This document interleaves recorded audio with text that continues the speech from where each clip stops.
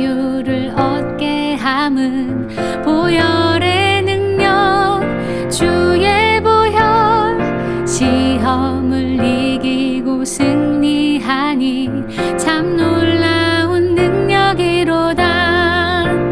주의 보혈 능력이 또다. 주의 피 믿으오. 주의 보혈 그 어린 양의 매우 귀중한 피로다. 육체의 정욕을 이길 힘은 보혈의 능력, 주의 보혈. 정결한 마음을 얻게 하니 참 놀라운 능력이로다. 주의 보혈 능력이 또다. 주의 피 믿으오. 주의 보혈 그 어린 양의 매우 귀중한 피로다. 눈보다 더 희게 맑히는 건 보혈의 능력, 주의 보혈. 부정한 모든 것 맑히시니 참 놀라운 능력이로다. 주의 보혈 능력이 또다. 주의 피 믿으오. 주의 보혈 그 어린 양의 매우 귀중한 피로다.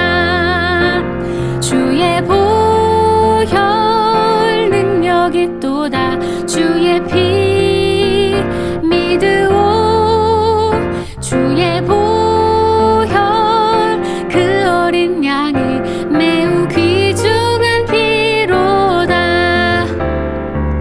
구주의 복음을 전할 제목, 보혈의 능력, 주의 보혈. 날마다 나에게 찬송 주니 참 놀라운 능력이로다. 구주의 복음을 전할 제목, 보혈의 능력, 주의 보혈. 날마다 나에게 찬송 주니 참 놀라운 능력이로다. 주의 보혈 능력이 또다. 주의 피 믿으오. 주의 보혈 그 어린 양의 매우 귀중한 피로다. 주의 보혈 능력이 또다. 주의 피 믿으오. 주의 보혈 그 어린 양의 매우 귀중한 피로다.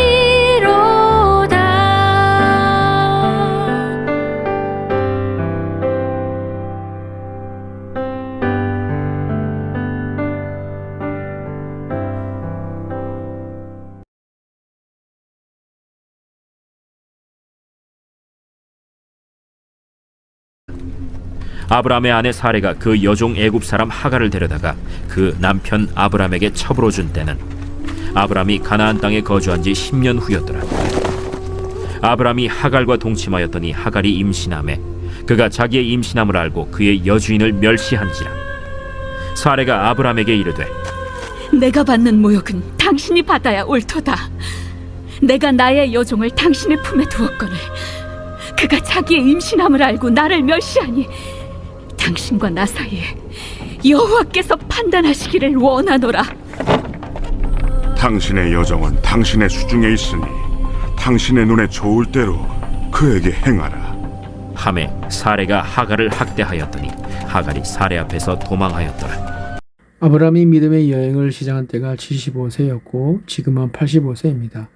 이때 그가 실수를 했고 이스마엘을 낳은 때는 그의 나이가 86세였습니다. 10년의 세월이 지났지만 그의 믿음은 성숙하지 않았고 완성되지도 않았습니다. 아브라함은 계속 넘어지고 실수했죠.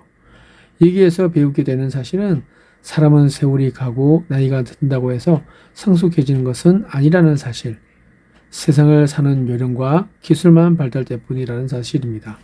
아브람이 하갈과 동침하였더니 하갈이 임신하매 그가 자기의 임신함을 알고 그의 여주인을 멸시한지라. 아브라함은 하갈과 동침했고 쉽게 임신했습니다. 사례가 그렇게도 원했던 임신이 하갈에게는 아주 쉽게 이루어졌던 것이죠. 임신 사실을 알게 된 하갈은 어떻게 변했습니까? 사례의 몸종이었으나 사례의 주인으로 군림하려고 했습니다. 이것은 모든 인간의 속성이죠. 아기를 가졌다는 사실 때문에 여주인 노릇을 하려 한 것입니다. 이것은 사례가 의도한 결과가 아니었죠. 모든 일이 사례의 뜻대로 이루어지지 않았습니다.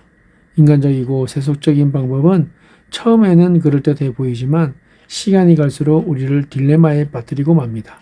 그러나 반대로 하나님의 방법은 처음에는 어렵다가도 시간이 갈수록 우리로 하여금 은혜와 복을 경험하게 합니다. 자신의 몸종이 주인 행세를 하려 할 때 사례의 심정이 어떠했겠습니까? 충분히 짐작하고도 남습니다.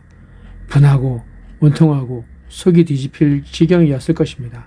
살고 싶은 의욕마저 느끼지 못했을 뿐더러 신경질적으로 변했을 것입니다. 사레가 아브람에게 이르되 내가 받는 모욕은 당신이 받아야 옳도다.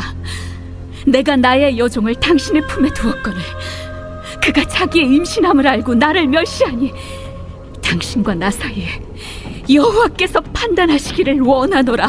아니, 이 실수를 누가 저질렀습니까? 네, 사례입니다. 그런데 누가 화를 냅니까? 예, 사례이죠. 그렇습니다.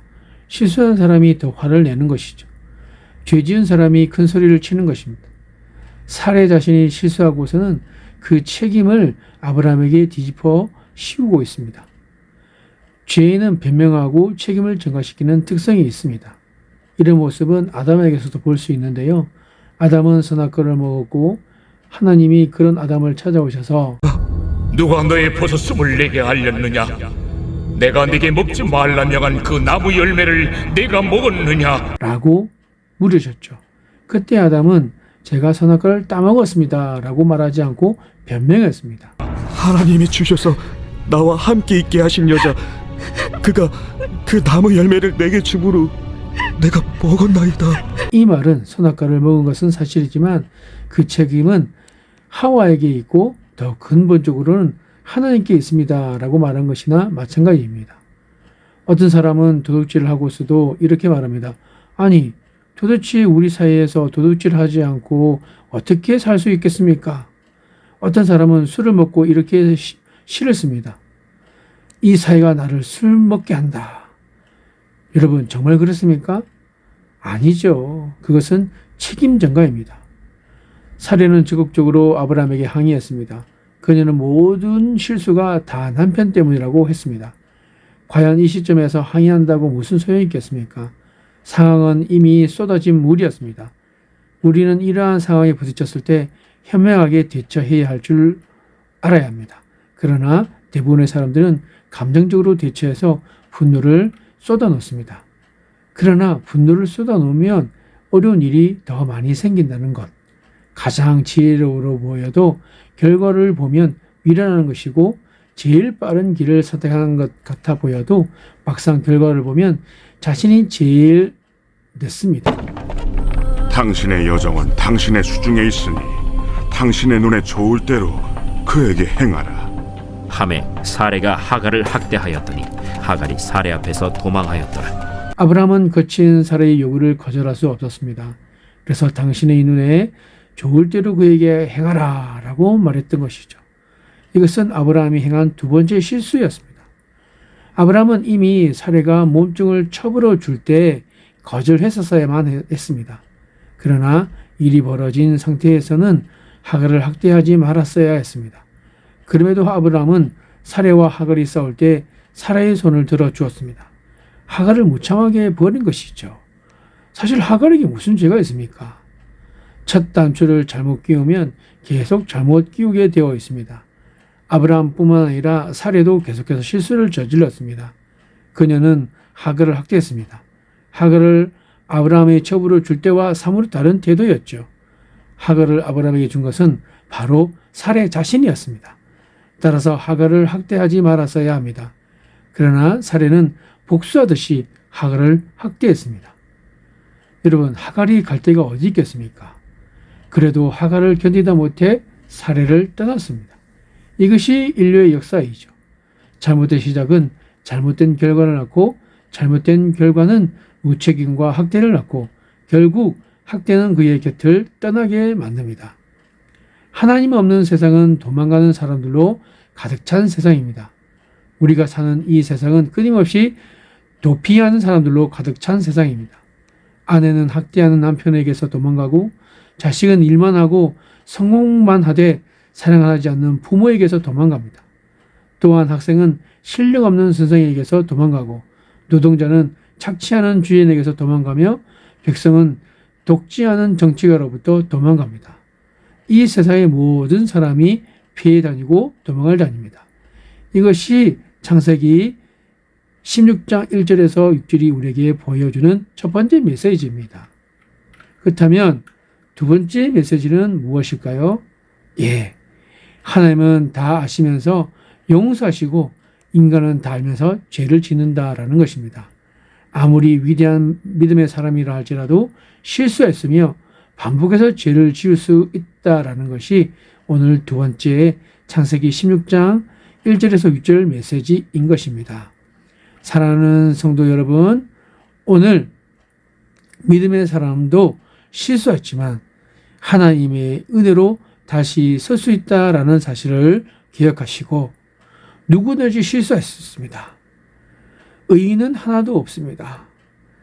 아무리 믿음의 사람이라 할지라도 인간은 누구나 죄의 본성 때문에 어쩔 수 없이 실수하는 존재라는 사실을 인정하십시오. 그리고 실수하고 부족하지만 하나님이 우리를 붙잡아 주시기 때문에 다시금 우리는 은혜로 살아갈 수 있다는 사실을 기억하시고 다른 사람의 실수에 관용하고 배우자가 용서받을 수 없는 죄를 지었다가 할지라도 용서하고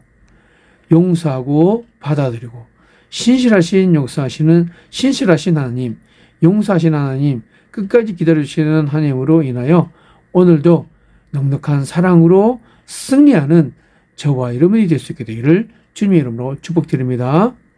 기도하겠습니다. 믿음의 주요 온전케 하시는 주님의 이름을 찬양합니다. 오늘 있는 모습 그대로 우리를 사랑하시고 그렇게 믿음의 사람이라 할지라도 실수하고 넘어질 수밖에 없는 연약한 존재이지만 그들을 끝까지 참으시고 그들을 용서하시고 그렇게 반복되는 죄를 짓는다고 할지라도 그를 끝까지 참아내시는 하나님 모질지 못하신 사실 그 사랑으로 인하여 함께 감사하며 겸손할 수 있도록 다시 한번 우리 마음을 다잡을 수 있도록 해주신 너무나 감사드립니다.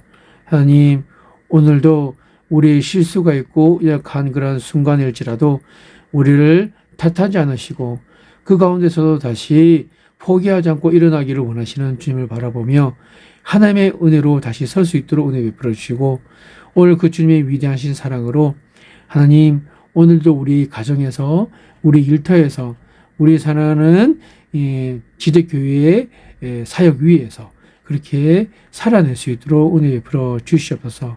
오늘은 금요 예배가 있습니다. 하나님께서 기름 부어주시고 오늘 함께같이 모여 기도하고 찬양 부르며 함께 영광 돌릴 때 주의 은혜가 되어지는 귀한 한 날이 될 수 있도록 주님 축복하여 주시옵소서. 모든 것을 주님 앞에 맡겨드리며 예수님의 이름으로 기도드리옵나이다. 아멘.